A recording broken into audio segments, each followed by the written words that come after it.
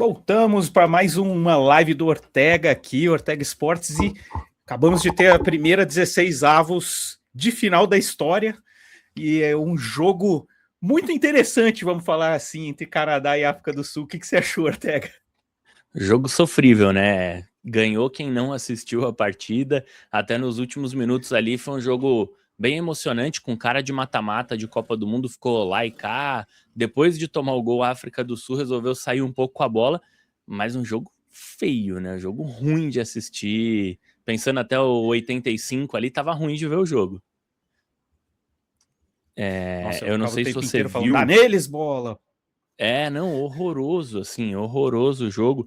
Tiveram algumas jogadas ali de bastante bate-rebate dentro da área. O Canadá chegou a perder uns gols, a África do Sul chegou a perder outros gols, assim, mas por falta de qualidade técnica mesmo. Você via o time da África do Sul jogando bola, eles têm ali repertório, sabe tocar bola, lembrou bastante do dinizismo aqui do Brasil, né, que a torcida vaiava toda vez que ia a bola no goleiro, mas para os dois lados, né? Então o Canadá tocava a bola no goleiro, a torcida vaiava. Aí a África do Sul tocava a bola no goleiro, a torcida vaiava. Mas a África do Sul, toda vez que começava com o goleiro e o Canadá tentava marcar um pouco, tinha ali toque de bola para sair. Só que chegava lá na frente e faltava capacidade técnica mesmo para decidir. Então foi um jogo ruim, chato de ver. É impressionante, eu acho que a gente até entra num assunto que eu queria falar, que era a quantidade maior de seleções nessa Copa, né? Antes da Copa, eu tinha uma opinião, assim, muito bem feita, que eu achava que era a pior coisa que a FIFA estava fazendo, que ela estava mexendo em algo que ninguém pediu e que era perfeito. Durante a primeira fase, eu falei, cara, tá legal, tá nivelado, tem muito time nivelado, tá valendo a pena, eu tô achando bem interessante. Só que, começando agora o 16avos de final, a gente vendo as chaves, a gente tem um problema sério, né? Tem um problema sério que é o desnível entre o caminho das seleções. Então, até vou compartilhar aqui o caminho da nosso querido Paraguai, né? O Paraguai ele tá pegando uma chave praticamente impossível ali para ele muito longe, né? Então, enquanto a Argentina, mas depois a gente vai focar um pouco mais na Argentina, tá passando por um caminho terrível, né? Deixa eu ver se eu consigo aumentar aqui. Tá ficando muito pequeno. Vamos só falando aqui. Vamos lá, caminho do Paraguai. Paraguai e Alemanha é as 16avos. Se ele ganha, ele pega provavelmente a França. Se ele pega provavelmente a Holanda. Se ele ganha, ele pega provavelmente a Espanha. Final Argentina ou Brasil, se a gente pegar pelos rankings. É absurdo isso, né? Acho que precisa de ajustes aí, né? Se você for ver, assim, voltando um pouco à sua provocação ali de colocar mais seleções na Copa, eu também era bem contra. Falei, pô, vai ter ali jogador se consagrando, fazendo 10 gols por jogo, vão ter alguns jogos bem desconexos assim com a realidade do futebol que a gente tem visto. E vendo os jogos acontecer, óbvio, você tem alguns times ali que jogam se defendendo a maior parte do tempo, mas não foi conforme eu imaginava, assim. Você teve, sei lá, uma ou duas grandes goleadas, nada de demais, jogos legais de assistir, mesmo entre dois times fracos, né? Eu me lembro aqui do jogo, se eu não me engano, Jordânia e Áustria, que eram dois times mais fracos, tecnicamente ruins, assim, a maioria dos jogadores você via que apanhava um pouco da bola, mas um jogo ali legal de assistir, movimentação, sem ficar todo mundo atrás da linha da bola. Mas agora no mata-mata você tem dois problemas, né? Você vai ter mais ainda esse time que é pequeno marcando atrás da linha da bola e aumentando a chance daquele jogo feio, daquele jogo chato. E você tem esse ponto que você trouxe de você colocar chaves muito diferentes, né? Se a gente olha ali a chave do Canadá que você falou, eu consegui colocar aqui na tela, a gente tem Alemanha, França, Holanda, tudo no mesmo. Se a gente separar aqui em 4 quadrantes, né? Tudo no mesmo quadrante. Você tem Alemanha, França, Paraguai, Suécia, que tem uma boa seleção. você tem Marrocos, então você concentrou muitos times de um lado só.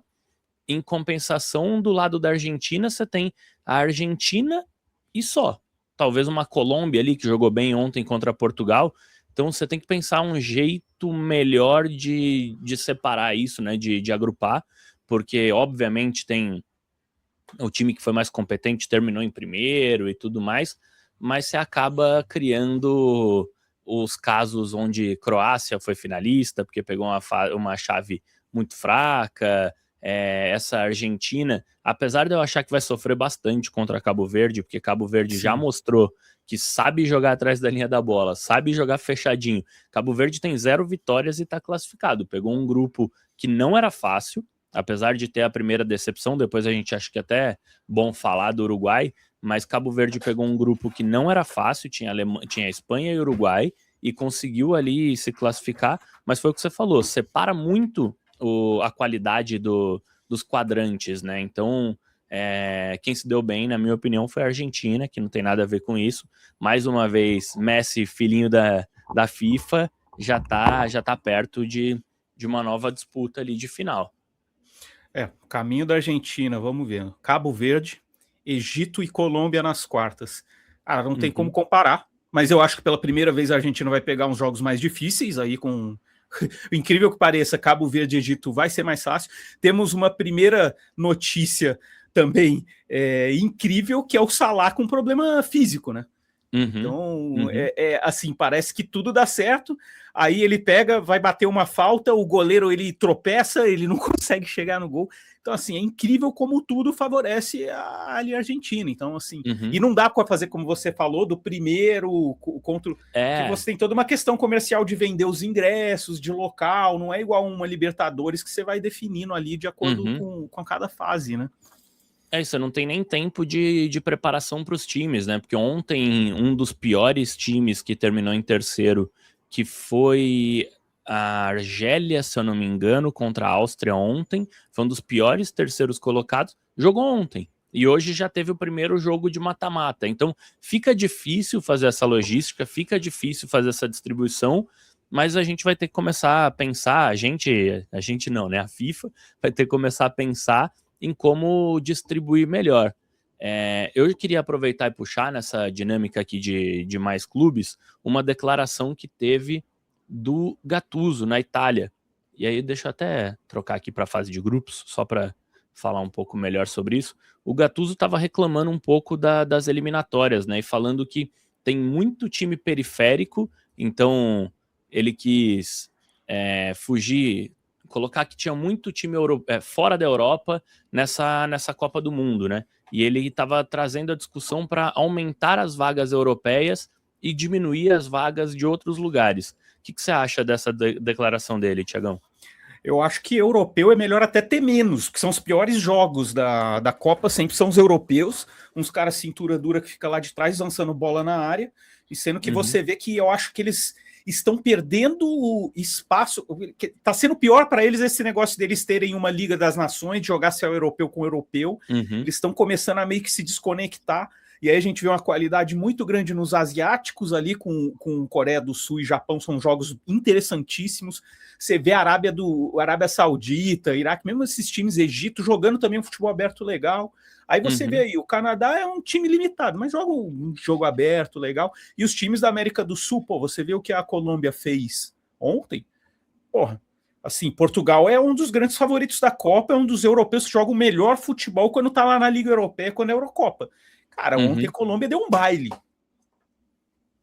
Assim, até coloquei a classificação dos grupos aqui na tela, e vai muito de encontro com isso que você falou, assim, os europeus, além de terem os jogos mais chatos, se você pega ali no grupo A, tinha um europeu, foi o pior time do grupo, fez 1 ponto, que é a República Tcheca, foi superado pelo México, que é da América do Norte, África do Sul, Coreia, então não comprova isso que ele falou. No grupo B, de novo, a gente tem a Bósnia, que eliminou o time dele, inclusive, a Itália, óbvio que ele quer puxar a sardinha para o lado dele, mas não conseguiu ganhar nem da Bósnia, que também não se classificou para a próxima fase, e foi eliminado num grupo que também tinha Catar, também tinha Canadá, e tinha um europeu ali que é a Suíça, mas assim, jogos bem equilibrados e também não passou. A Escócia, outro europeu, que foi eliminado por um sul-americano e por um africano, Brasil e Marrocos. Aí a gente tem ali no grupo D, talvez a maior decepção desses europeus na primeira fase, que é a Turquia. A Turquia também foi eliminada por 3 não europeus.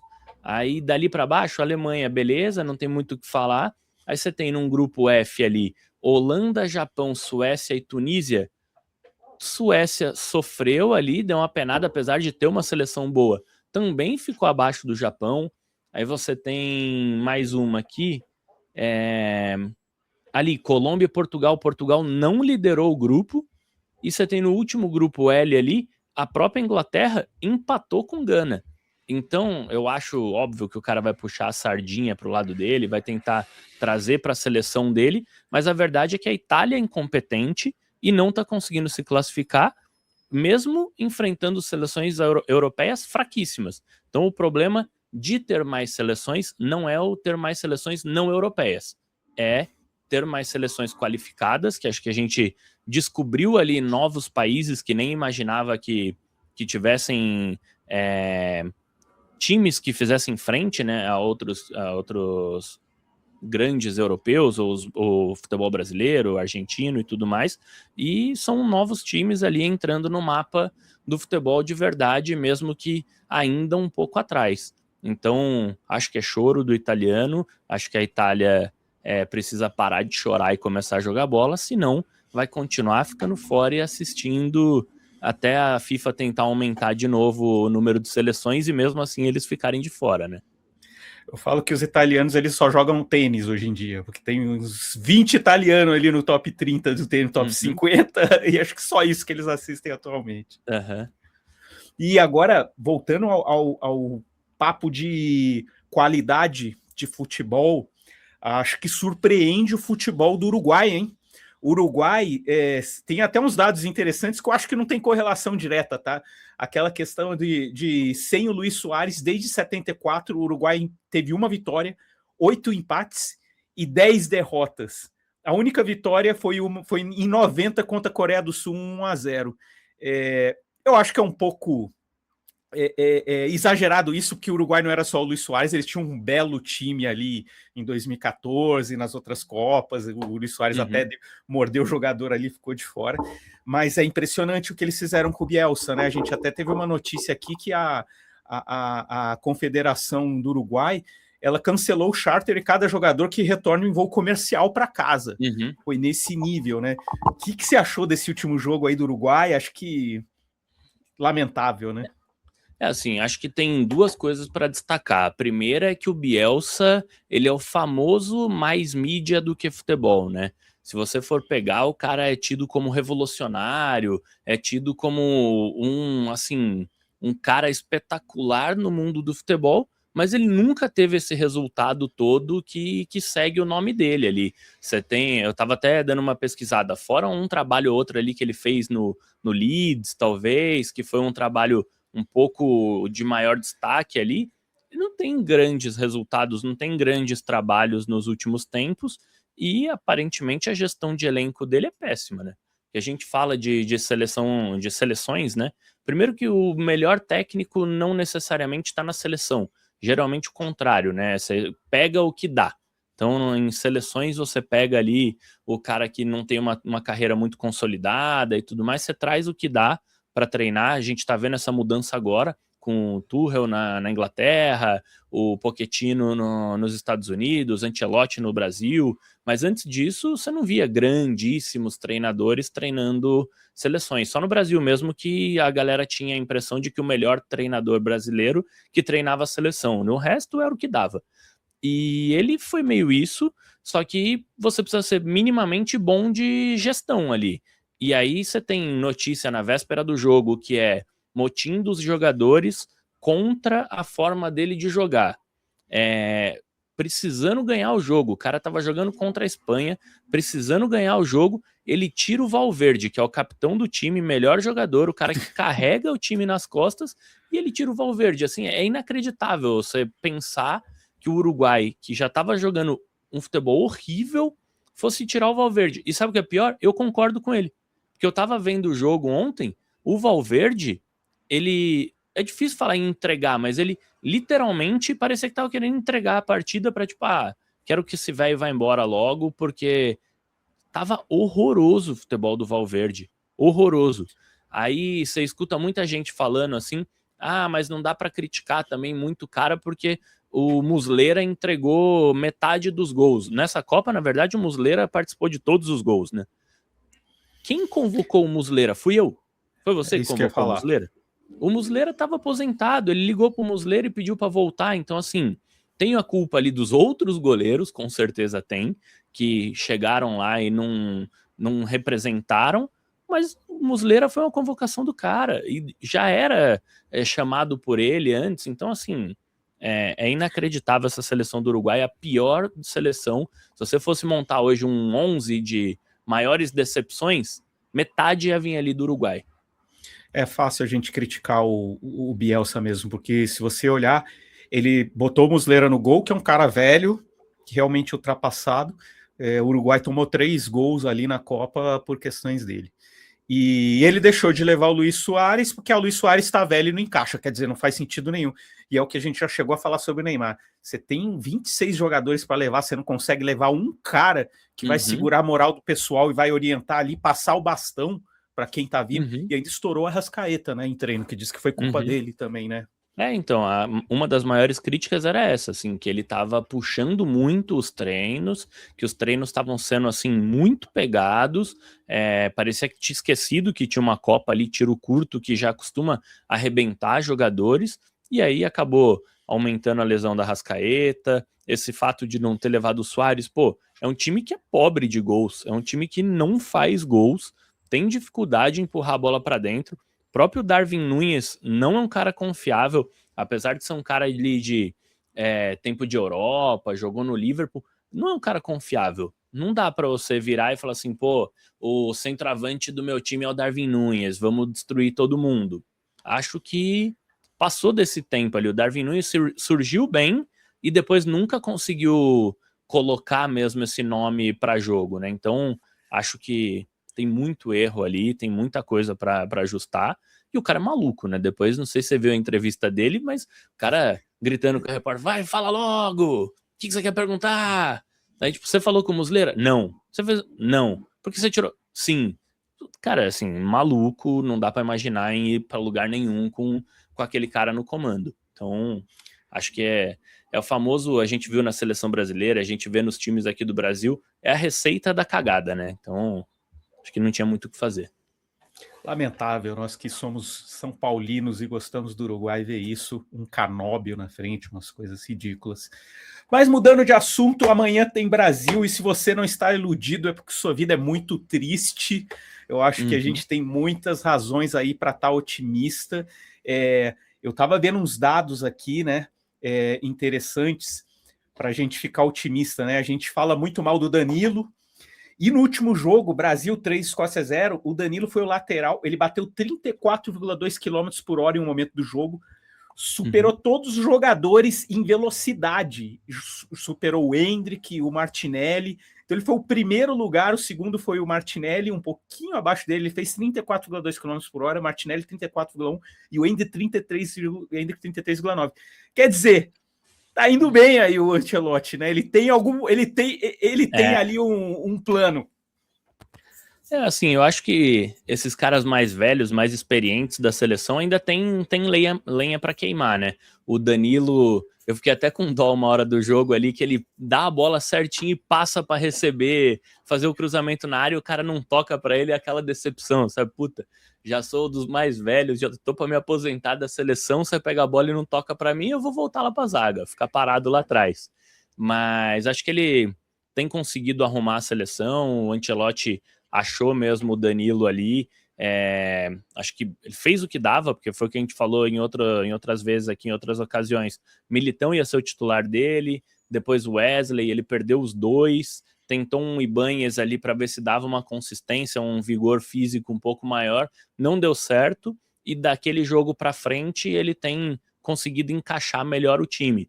Mas Casemiro melhorou, Danilo melhorou, Douglas Santos é um 6 sólido ali, não compromete. Não espere que ele vai driblar meio time, mas parece que a seleção brasileira tá no caminho, tá no rumo certo, e foi o que você falou, quem não tá iludido, veste a Argentina aí e vai torcer pros caras, sem condição, o Brasil tem chance. Uma coisa que eu tava pensando que é muito interessante é que o Ancelotti, ele tem um quê de Filipão, assim, não sei se tô fazendo um paralelo ali com 2002, ele tá jogando com 3 zagueiros, assim como em 2002 a gente jogou, e o Filipão, ele sempre teve um estilo de jogo muito ligação direta. E o Ancelotti tá fazendo isso, ligação direta. Então tem um quê de Filipão aí nessa Copa. A diferença é que o Filipão é mais por cima, né? Ele e o Abel, eles são assim. E o Ancelotti é por baixo e botando o Vini Júnior no melhor versão dele, né? Foi o que eu falei. Acho que a lesão do Rafinha ia ser boa para a seleção brasileira por causa disso. Você precisa de uma ligação direta ali, mas você precisa de um cara com um pouco mais de peso para ajudar ali na frente. Tanto que você tem o Ryan, que ainda tem a evoluir, tem que tirar um peso ali, conseguir se soltar um pouco mais, mas que parece que vestiu a camisa da seleção bem, assim, falou, opa, essa vaga é minha, eu quero ela, vou ficar com ela aqui até o fim e conta comigo. Então, acho que esse estilo de jogo da ligação direta pelo chão, onde você tem um Ryan ali que é mais trombador, ele acaba puxando um pouco a defesa, né? Se você vê o gol do Cunha contra a Escócia, a defesa inteira sai no pivô, ele escora e o Casemiro já dá a bola de primeira no Bruno, e aí o Bruno consegue tranquilamente ali dividir com um zagueiro ou outro, mas no espaço enorme. E esse espaço enorme foi criado porque, teoricamente, tem um centroavante ali que se movimenta e abre um pouco a defesa, né? Não era o caso do Rafinha, que jogava só espetando, né? E aí um dado interessante é dos heróis silenciosos que a gente tem na seleção, Douglas Santos, né, que você já falou, e o Bruno Guimarães, ele foi o que mais correu o jogo passado, 12,1 km de distância. Quer dizer, pô, a galera tá jogando pra caralho, cara, assim, dá pra acreditar. A gente teve Vini Júnior e Gabriel Magalhães em segundo com 10 km cada, quer dizer, a galera tá redonda, cara. O Bruno foi um jogador que todo mundo tava esperando ali, que bastante gente tava esperando que fosse até perder a vaga pro Danilo, ele ou o Paquetá ali, um dos dois, fosse cair pro Danilo Santos, né, que é do Botafogo, mas os dois, na hora que chegaram na Copa, acho que a entrada do Danilo lateral deu uma ajudada nisso, e a reorganização do sistema também, que deixou eles um pouco mais compactos ali, né? Deu uma ajudada na seleção, e aí fez com que os dois crescessem bastante de produção, né? Acho que o Paquetá um pouco menos nesse jogo, mas tinha jogado bem contra o Haiti, e o Bruno tem evoluído muito, assim, tem entregado o que se espera dele na seleção. Falando do rival do dia vai ser Japão, a minha opinião é um hype grande demais para o Japão. O Japão é um time redondinho, mas você vê os 3 jogos deles. É isso, é um time redondinho, é um bom conjunto. Mas quem é o grande jogador que joga no futebol de clubes hoje em dia japonês? Alguém sabe falar?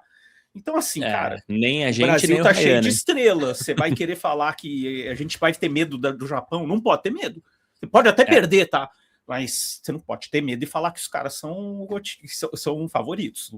Tá louco. Não, assim, eu até comentei aqui repercutindo, nem a gente sabe quem é o melhor jogador do Japão, nem o Ryan, né, que foi perguntado ali e falou, pô, aí você me complica, né, só vendo vídeo pra descobrir, mas eu acho que nem o Japão sabe quem é o melhor jogador deles, porque foi o que você falou, assim, é um time redondo, e aí isso preocupa um pouco o fato de ser um time redondo, sabe jogar bola, gosta de pressionar e é bem rápido, mas não tem aquele jogador que desequilibra e dá espaço para jogar. Dá espaço para jogar. Eu acho que o Brasil tem mais potencial ali de agredir, de fazer alguma coisa relevante. O Japão, que jogou bem até contra a Suécia, no final do jogo foi amassado. O melhor jogador da partida foi o goleiro japonês. Fez um golaço, um lindo gol do Japão ali, toque de bola, trabalhando passe, aproximação, muita velocidade. Mas é isso, assim, não é nada além disso. Não tem, puta, o Japão é melhor que o Brasil? Não é. Tem jogadores melhores que o Brasil? Não tem. Você vai fazer um nome a nome ali no papel, o Brasil é melhor do que bem mais da metade, assim, eu já falei, para mim o Brasil é, sei lá, quinta seleção, sexta seleção no máximo no papel, e não por muita diferença. E outra, papel também não entra em campo, isso é verdade. O Japão pode ganhar, mas qualquer um que seja brasileiro, principalmente, e esteja acompanhando essa Copa, que achar que o Brasil não é favorito contra o Japão, acho que é maluco, assim. Para mim o Brasil é favorito e ganha tranquilo, tá? Eu acho que o Brasil não tem dificuldade para ganhar desse Japão amanhã. Concordo, tenho muito mais medo de time europeu. Que o Brasil pega esses caras que às vezes bota 5 linhas, 2 linhas ali, uma de 5, outra de 4 na frente, e não consegue fazer. O cara acerta um lateral na área e faz um gol de cabeça, a gente não consegue sair disso. Né? Agora, o time que vem para cima vai virar um jogo franco, e no jogo franco a gente tem espaço, a gente tem reserva para botar, a gente tem cara bom para caramba aí para jogar, então eu acho que vai ser bota uns 3-1 aí nesse jogo. O meu placar tinha sido 3-1 também, acho que o Brasil vai ter tranquilidade para passar desse Japão. Depois disso enfrenta ali, né, o vencedor, vou jogar de novo aqui a tela, mas enfrenta ali o vencedor entre Costa do Marfim e Noruega, que acho que também tem um jogo ali, tem um potencial de serem bons adversários para o Brasil. A Costa do Marfim pegou a Alemanha e vacilou muito, era para ter ganhado aquele jogo da Alemanha, perdeu muito gol. A Noruega me decepcionou um pouco contra a França. Eu entendo a estratégia deles de, possivelmente eu vou perder. Tem chances de eu perder. Então vou guardar meus melhores jogadores aqui, vou descansar eles, porque semana que vem já tem mata-mata, já é jogo valendo, dá para entender. Mas é aquela que você fala, pô, faltou querer um pouco mais ali, né?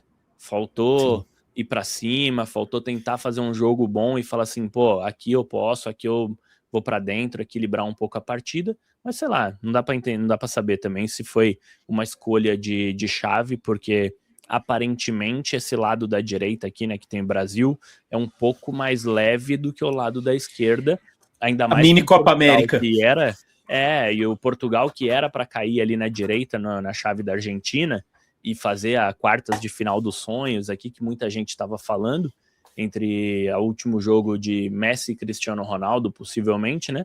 Adiou isso para uma possível final. Então hoje os dois só se enfrentam se chegarem na final. Então o lado esquerdo ficou puxado. Então vai saber se a Noruega tinha isso em mente e preferiu também terminar em segundo e descansar os jogadores. Nesse jogo aí, é um jogo muito para pênaltis, assim, algo assim. Eu sou um pouco mais Noruega, achei os caras bem organizados e tem um cara genial na frente.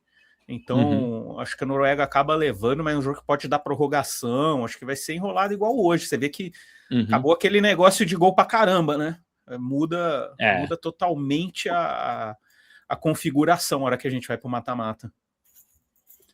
Acho que você tem um pouco ali do medo dos times, né, de qualquer erro agora resulta na eliminação, não tem uma segunda chance, né, então você tem esse problema, e aí agora, principalmente nessa primeira fase, você vai ter alguns times ali que são bastante inferiores, são bem mais fracos que outros, então você vai ter esse jogo um pouco mais chato, inclusive aqui que a gente falou, esse Cabo Verde e Argentina, com base no que eu tô vendo dessa seleção da Argentina, não vai ser fácil não, tá?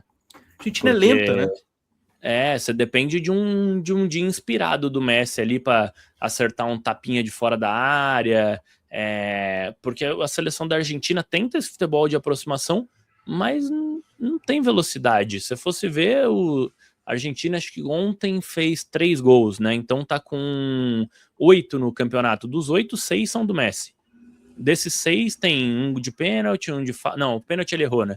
Tem um de falta, 2 ali da entrada da área, bem aberta a defesa dos adversários, né? Que ele consegue dar um tapinha. Então, contra esse Cabo Verde que se fecha bem ali, que segurou bem a Espanha, acho que não vai ser fácil, não, tá? Cara, e a zaga da Argentina não foi testada, né? Zero. Esse é até um ponto que eu tava vendo. Tá, legal, você pega uma chave muito fácil, mas a hora que você pega um jogo que vem de vez, o outro time vem quente, vem preparado, não sei se isso é bom ou ruim para os caras pegarem só a galinha morta, né? Os caras tomaram um gol ontem da poderosa Jordânia, né? Então, Otamendi na beleza, zaga, time né? reserva, mas nível de concentração baixo, assim, pro futebol argentino, que é tão aguerrido, tão ligado. Ontem parece que faltou um pouco, né? Achei que ia ser, com o time reserva, ia ter um pouco mais de tranquilidade, que é um monte de jogador querendo mostrar serviço. Jogou mal, jogou de novo, lento, dependendo ali de uma bola ou outra, alguém Gol de tá bola parada, iluminado e tudo gol de acabar bola fazendo os parada. gols, exato. E aquela assim, né, torcendo pra FIFA ajudar mais um pouquinho, porque se você for separar ali os jogos que não são da Argentina, até Portugal também teve uma entrada polêmica do VAR, que para mim foi muito, mas você pega alguns jogos ali, você vê, hoje eu tava assistindo Canadá e África do Sul, teve um pênalti escandaloso, porque aquilo para mim é um pênalti assim, Sim. não tem mais pênalti do que aquilo. O cara não E tinha a quiseram menor comparar com o lance do Vini oportunidade. Júnior.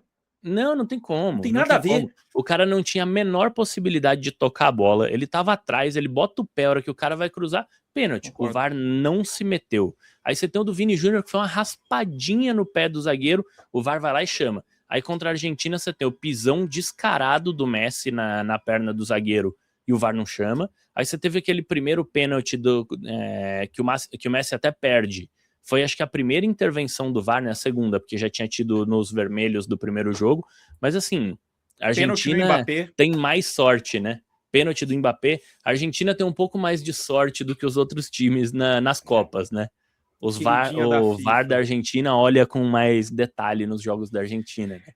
Eu achei legal que o Brasil tentou abrasileirar, né, essa Copa do Mundo, mandou um ofício para a FIFA reclamando do que está acontecendo para fazer aquela pressão que os times brasileiros normalmente fazem. Deixa eu botar a Leila Pereira para reclamar lá, né?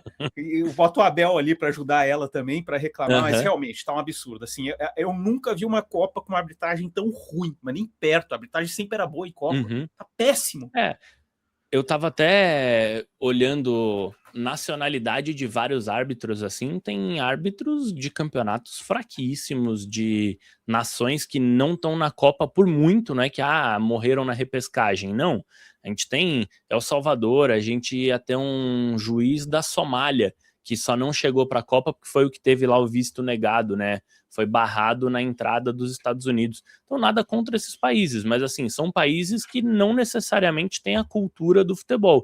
E o de hoje mesmo, África do Sul e Canadá, foi um português maluco, assim, o cara não dava nada, absolutamente nada, só que aí, de repente, ele começou a dar tudo. Então você muda os critérios de uma hora para outra, você deixa de dar um pênalti claríssimo, aí você dá um perigo de gol, que não aconteceu nada, mas melhor eu tirar essa bola daqui, né? Vou dar a falta, porque senão sai um gol e eu acabo me complicando.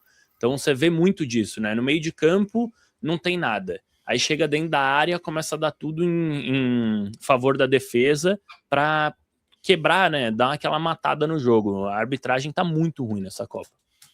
Eu até vou ver aqui o juiz do Brasil e Japão aqui, porque essa moeda tem que começar a cair pro nosso lado. Não é possível. Não, tá complicado. Tá Brasil bem e Japão, segunda fase, é o italiano, Maurizio Mariani. Espero que ele não esteja tão bom quanto a seleção italiana, hein? Esse cara, ele deu polêmica em algum jogo aqui. Deixa eu ver que árbitro é esse. Eu não lembro. Esse será o seu terceiro jogo. Ele arbitrou a Arábia Saudita e Uruguai 1-1, Colômbia 1, Congo 0. No primeiro jogo ele deu apenas um amarelo, no segundo 3. Na partida da Colômbia ele marcou 28 faltas. É assim, se você for pegar em quantidade de faltas, já dá para perceber que é um árbitro que pica um pouco mais a partida, né? Que deixa o jogo um pouco mais morto, porque essa média de faltas tá acima da média da Copa do Mundo, pelo que eu tenho visto aqui. Então, mas vamos torcer para que faça uma boa arbitragem. Você que faça uma boa arbitragem, que o Brasil abra alguns gols, que o Neymar consiga entrar e fazer um golzinho no fim. O que você achou da volta do Neymar?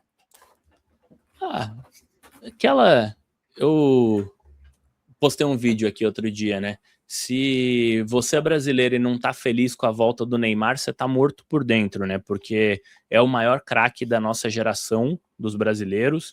Então, eu desejo tudo de melhor para ele. Acho que para a gente ter uma chance de verdade, a gente precisa pelo menos ter ele saudável ali no banco para for pegar aqui, ó, tô olhando na chave do Brasil, eu duvido que você olhar, chegar numas quartas de final ali, Brasil e Inglaterra 0-0, faltando 15 minutos, você vai olhar para o banco e vai falar, eu quero colocar o João Pedro, que não foi convocado, ao invés de colocar o Neymar e falar, Neymar, pega a bola e se diverte, aí vai para cima, que acho que a gente tem mais potencial, contra uma própria Noruega, que é um pouco mais cintura dura, Costa do Marfim, que joga a bola, mas respeita também, tem noção de quem é a seleção do outro lado. Então acho que assim, acho que a gente só tem a ganhar com essa volta do Neymar. Não sei se amanhã ele vai para jogo, acho que ele vai para o banco, mas depende muito de como vai estar o resultado, a partida, porque é aquele negócio, se tiver 2-1, 1-0, acho difícil colocar ele em campo. O Ancelotti não gosta muito disso, ele fecha mais a casinha, mas se tiver empatado, perdendo, acho que tem chance ali dele colocar o Neymar, às vezes até como um amuleto, né? Igual ele fazia com o Rodrigo, que entrava naqueles Real Madrid tomando de 3 do City e meteu 3 gols em 5 minutos. Acho que ele vai olhar para o Neymar igual ele olhava para o Rodrigo no Real Madrid. Eu nem lembro se era ele que estava no Real Madrid nesse jogo, mas era o estilo de jogo que ele gostava, era esse, colocar o Rodrigo em jogos específicos ali para mudar um pouco a partida. Com relação ao Neymar, a gente vê até que a mídia tem mudado um pouco. Eu achei aqui umas aspas do Rizek, né? Que é um cara que é muito crítico, né? Que disse que durante a preparação para o jogo contra a Escócia, o Ancelotti começou a colocar o Neymar para treinar sem compromisso ali no time titular e se impressionou. Então, ele sabia que não aguentava os 90 minutos, mas ele falou, cara, realmente aqui é diferente, eu posso botar ele realmente em algum momento. Já saiu, vi outras notícias, eu não vi quem postou aí, que eu tava vendo no Twitter, falando que o Neymar tá sendo muito de time, tá bem no ambiente, não tá reclamando da reserva, coisa que a gente que acompanha sabe, né? Mas acho que às vezes até a mídia tá começando a entender, os jornalistas, que, cara, assim, cara, tem que ter a passagem de bastão na seleção. O Neymar não teve isso. E foi um dos problemas da carreira dele, foi um dos problemas das últimas Copas. Cara, não teve passagem de bastão. Você tem que ter o cara lá para, cara, vai lá, Vini Júnior. É aqui, é assim, tô aqui. E vamos lá, tá machucado tudo, mas, porra, ele tá voltando e tal, e pode ajudar. Acho que isso faz parte do futebol. Essa do Rizek, eu acho que é muito mais a mídia tentando engolir um pouco essa entrada do Neymar e justificando que, não, tem impressionado nos treinos, o Ancelotti tem gostado. Porque é muito difícil para mim você falar que um cara igual o Ancelotti, que conhece de futebol igual ele, não sabia que quando o Neymar tivesse fisicamente bem e pudesse jogar, ia ser diferente. É tipo você falar que tá indo pra Disney e se impressionar que você encontrou o Mickey lá, sabe? É um negócio que é complicado. Você falar que o Ancelotti não entende que o Neymar é o cara acima da curva, né? Então, acho que nas minhas expectativas aqui, quartas de final, se não tem Rafinha, se tiver o Ryan ali mais ou menos com essa vaga, já é possível que a gente comece a falar em Neymar brigando por essa vaga, que acho que é uma vaga que encaixaria para ele, não tem que recompor tanto, você vai sacrificar um pouco o Vini se precisar, mas acho que já dá para conversar, começar a pensar um pouco em Neymar brigar para essa vaga, talvez daqui umas 2 rodadas se o Brasil chegar. Então, acho que ele tem que pegar ritmo de jogo, entrar ali todos os jogos que der para entrar 15 minutos. Se os jogos se estenderem e forem para prorrogação, aí eu não tenho dúvida de que ele entra, pelo menos para jogar um pouquinho e bater pênalti, porque pênalti dá para bater até com a panturrilha ruim. Então, acho que vai ganhar um tempinho de jogo e já a mídia que se dizia tão contra, mas que a gente sabe, assim, no fim do dia, tudo é negócio, né? Tudo business. Você precisa ganhar dinheiro, você precisa fazer o marketing para onde a onda tá levando, e já a mídia que era contra, que defendia que ele não fosse nem convocado, vai precisar ali desse apoio em cima para conseguir trazer clique, trazer dinheiro para dentro de casa e vão começar a pedir Neymar já já. O Neymar, ele entrou claramente numa rotação diferente, mas você vê que a qualidade do passe e o que ele conseguiu fazer durante o jogo, que ele não estava em condições mesmo ainda, foi bem legal. Conseguiu dar uma finalização, começou tudo. Então, cara, jogando com esses caras do nível da seleção, pode dar jogo. Eu acho que ele consegue botar alguém na cara do gol mais do que qualquer outro jogador ali, até o que o Paquetá. Então, tem valor, tem valor. Vamos acreditar no Neymar. Você pegar o que ele fez no Santos, que os companheiros dele são Rony, Arão, o Gabigol, que tá mal, e o cara cria média de 1 gol por partida, participou de quase 1 gol por partida, isso porque ele não tá bem fisicamente, isso porque ele tá tropeçando na bola, igual os jornalistas, não, ele não consegue, ele tenta 10 dribles e erra 9, perde muita bola. Tá bom, mas até aí o Martinelli era reserva do Arsenal. Mas é o Arsenal? Foda-se que é o Arsenal. O Messi era titular no Inter Miami, não jogou metade dos campeonatos, chegou agora e já tem 6 gols na Copa. Então, acho que cara que é diferente tem que jogar, tem que ir pra cima e, igual eu falei, acho que a partir de quartas já vão começar a discutir se ele merece ou virar titular ou começar a ganhar mais tempo nesse segundo tempo das partidas. Show de bola. Voltamos amanhã, então, depois do jogo? Voltamos amanhã depois do jogo. Espero que com a classificação, para falar tudo que deu certo e que nada tenha dado errado. E aí a gente conversa mais um pouquinho sobre a partida. Maravilha. Pessoal, se inscreve no canal, dá o like aí, dá uma força pra gente que a gente vai continuar comentando para vocês tudo dessa Copa do Mundo. Valeu, gente. Um abraço. Um abraço.